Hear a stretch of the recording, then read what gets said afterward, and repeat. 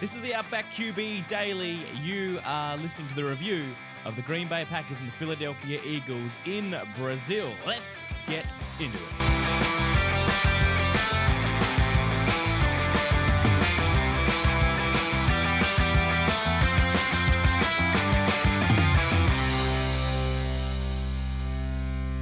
Well, what a way to kick off the season. The first two games have just been extraordinary to watch. It was an attacking fest in Brazil on a field that was very slippery, bad conditions. It wasn't quite up to scratch, but it added to the entertainment value. I'm not sure the Packers fans or the organisation are thrilled about it, given that there was a knee injury to Jordan Love. I'm not sure it was field conditions that contributed to that, but there have been less weird conspiracy theories going around in the past.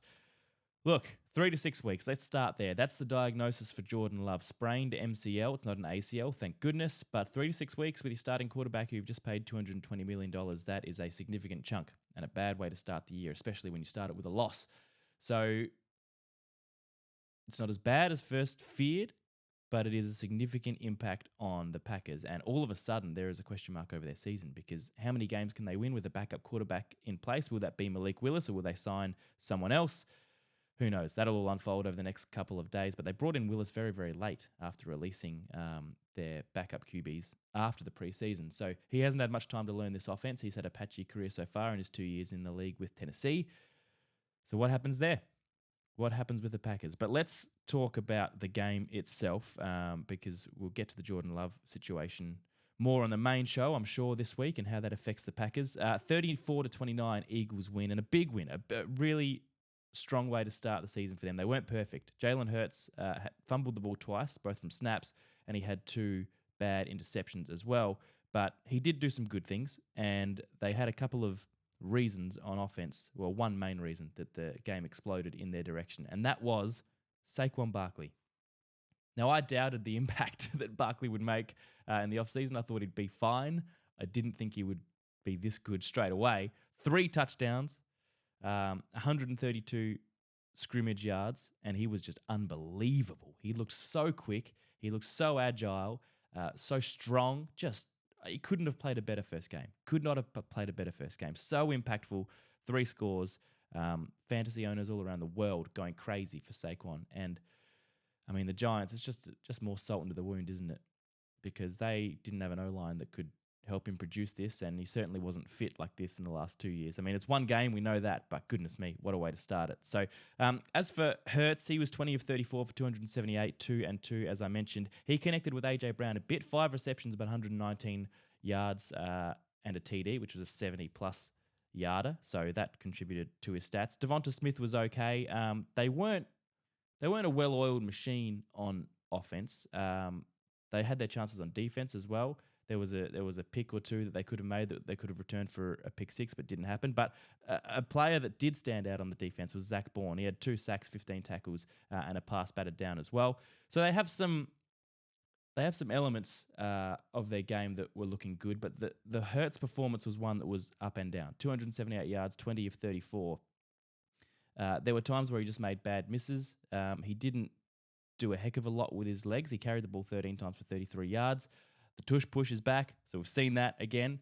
That's not going anywhere, but it was interesting to see the lack of connection with Cam Jurgens, the new center.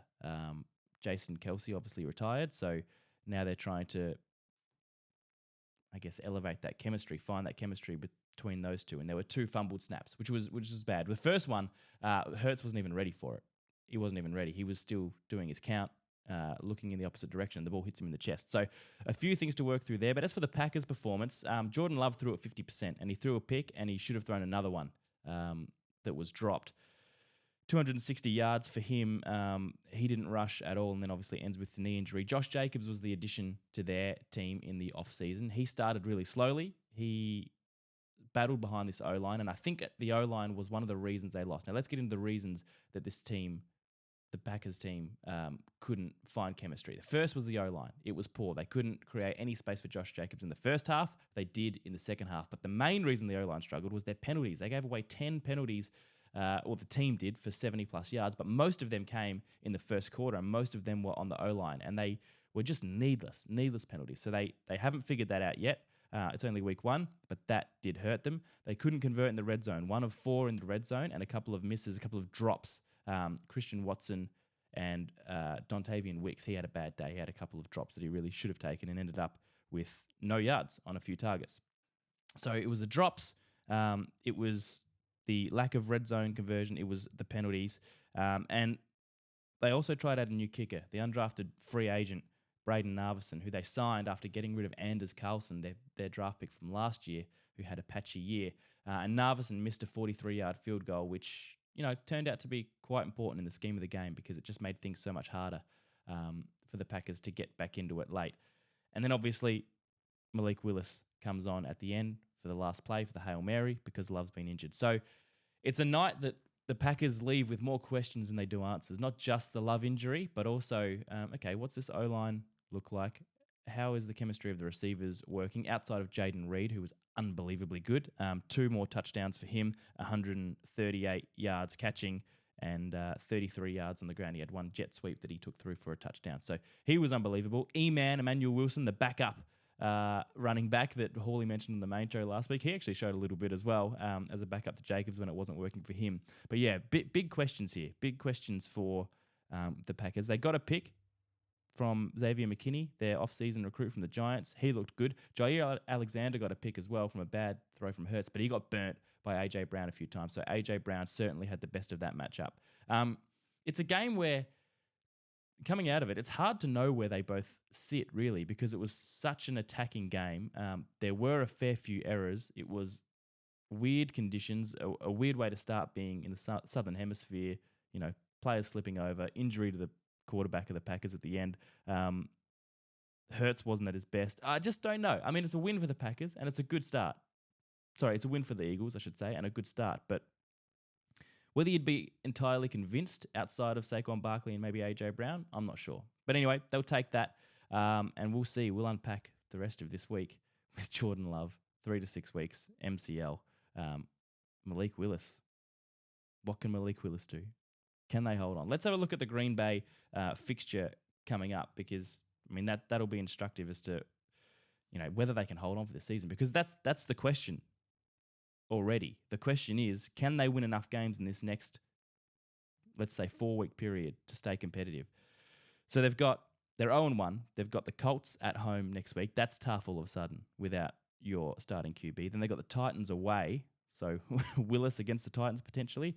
You'd think, that's a 50-50 now, but they could win that one. So let's say they're 1-2 after that. Then they've got the Vikings at home. That's not that easy now. And then they've got the Rams away. So that's the next 4 weeks. It's not the hardest fixture if Jordan Love's there, but without him, it makes it a whole lot more difficult. But of course, now it's time for the Outback QB Stubby Club MVP votes. Now, it's never an easy job, but I'll go through these. We do 5, 4, 3, 2, 1 for those who are new to it. We'll start with the 1.